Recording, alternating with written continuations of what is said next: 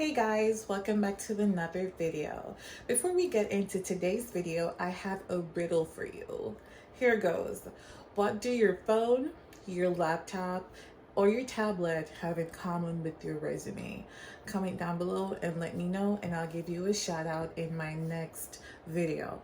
So today's video is going to be a little bit different from all the shenanigans that take place over here. Today we will be focusing on resumes, how to properly tailor your resume for the modern world and for 2021 and beyond. So stay tuned.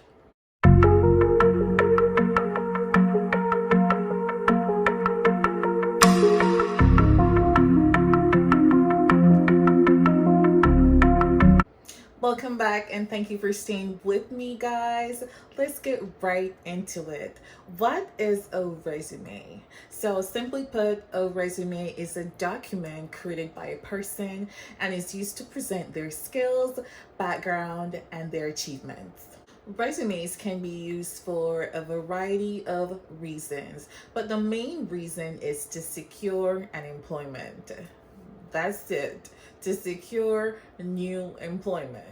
If we really want to get technical with it, you can say your resume is your professional statement, because really it is the first impression of you that the recruiting manager have. So it's always great to be a parent of how professional you are on paper. Secondly, your resume can also get you known in the industry that you are trying to get into. So you might know people that are working in a particular field or industry that you might like, and you aspire to go into that industry. Having a really good resume can get you noticed in those industries. So who knows, in the future you might be a topic of discussion. Now, on to the types of resumes. If you see me looking down, I'm just looking at my notes, so don't at me or anything. It is possible there are over a dozen types of resumes out there. However, we will just be focusing on three main types today. These three are practical and very popular for the year 2021, and I'm sure it probably will still be relevant next year. The first one is the reverse chronological. This is one of the most popular and the most practical formats to use. It's a resume that lists your work experience and your skills in reverse chronological order. The second one is the functional. The functional resume is also known as the skill-based resume. It accentuates your skills and not so much focus on your work experiences. The third one is the combination, or also called the hybrid. You might figure by now that it is a combination of the reverse and also the functional. So this one, it focuses both on your skills and your experiences, but not so much in the reverse chronological order. So now the big question, how do you properly tailor your resume? I'm going to share a few tips that work for me. I just want to make a disclaimer that I did not do a course or a certification course in resume writing. I'm just sharing what works for me and, all the research that I've done in getting my resume up to par and up to the time. I'm just sharing all these tips and tricks with you. So the first thing, remove personal information from your resume. In 2021, the recruiter or the HR manager, they do not need to know your date of birth or your marital status. The only thing your HR is looking for is your name, your phone number, your address, well, the city that you live in if it's a physical job. And I say physical job because we are now living in a time where everything is remote. If it's a remote job, you do not need to put your address.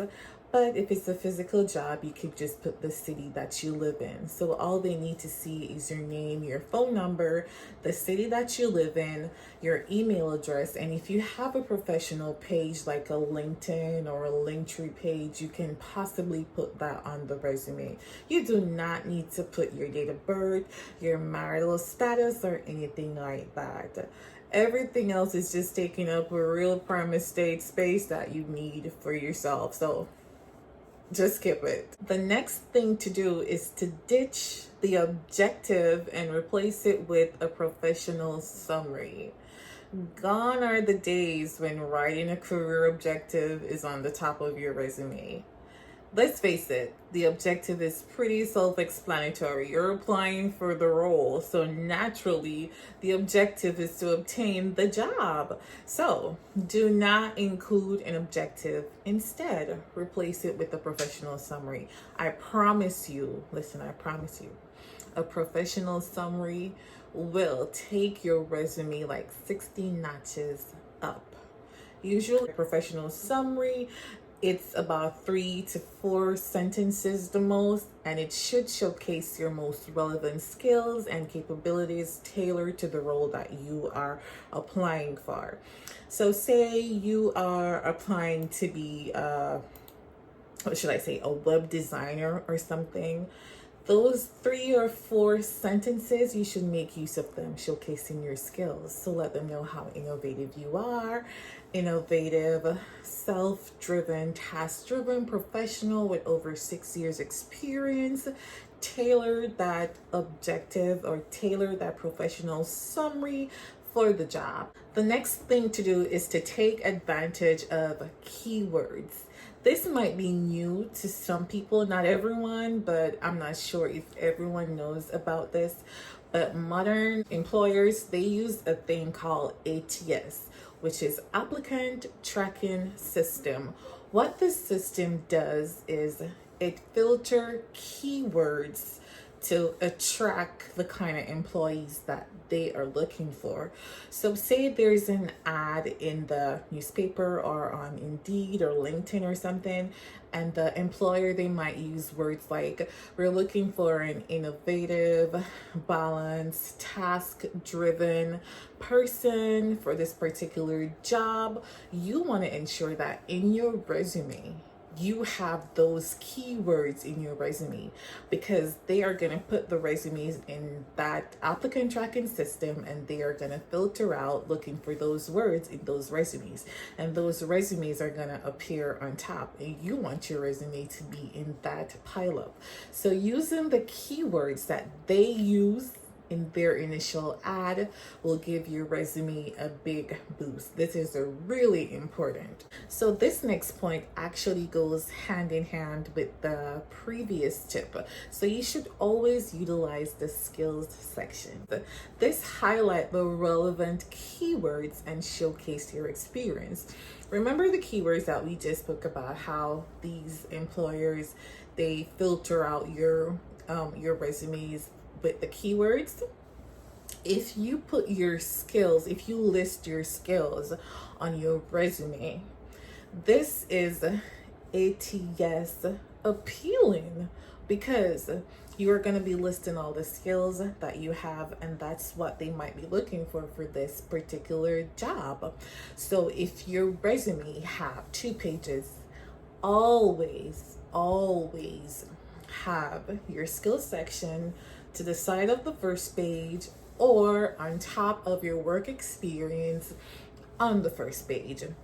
The best way you can think about it is like making your skills like a highlights reel. You just pull out the most important skills from your work history, and this is your selling point.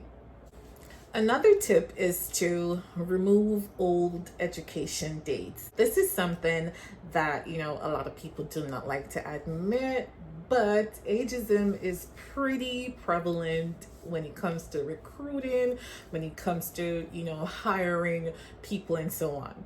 So if you graduated over like say 15 years ago or 14 years ago, remove that graduation date. The school that you graduated from and the education that you got from that school is pretty much okay, and that will suffice. So with that said, the rules have changed drastically when it comes to writing a resume to fit modern day expectations. So if you have a long work history with skills across different industries, it is more than acceptable to split those work experiences into subcategories, especially if it allows you to better highlight your most relevant skills for the job at hand. It's always good. But you always have to remember that you have to put the ones that fit the role of which you're applying for, because you have a lot of people who just want to showcase everything that they've been doing over the years, but it necessarily doesn't have anything to do with the job that they are applying for, and they tend not to highlight the relevant ones and their strengths. So always be careful to structure the work experience so it fits the role that you are applying for. So after all that information, I know you're gonna ask, how do I know which resume is right for me? And guess what? I got you. So the first one we spoke about was the reverse chronological resume. This resume, the recruiters and the HR managers, they love this kind of resume because it is easy to read. They can skim through it real quickly and everything is just lined up for them. So there's not much reading on their part. They can just go through it and see if you have the necessary experiences and skills that they need. However, this format of resume is not for you if you just graduated from college and you have no work experience. Also, this resume is not for you if you've been out of the workforce for, say, 5 years or 4 years.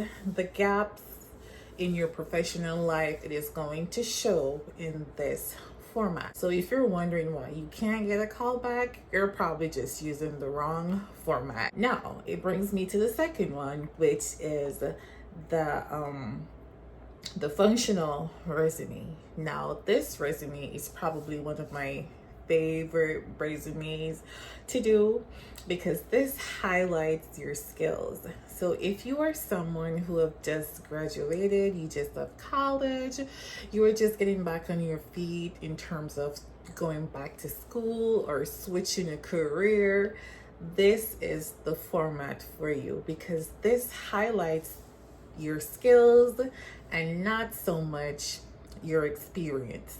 So you just left college, this is for you. You're switching careers, say you worked in customer service and now you're trying to do something in the medical field, this is the format for you to use. You know, it highlights skills, practical skills, and not so much your work experience. So the third one that we looked at today was the combination, which is a combination of the functional and the reverse chronological order. This one, it allows you to show more of your experience and skills using less space. So this is very useful for, say, old heads. So person who've been a professional for years, they've been in this position for years, and they really just want to highlight what they've been doing and not so much having to list the years, you know, years upon years of what they've been doing. This is ideal for those persons. So if you are a recent graduate, no experience, you know, you have a bunch of degrees, a bunch of skills, the reverse chronological is not for you and the combination is not for you. Go ahead and stick with the functional because this will highlight your skills.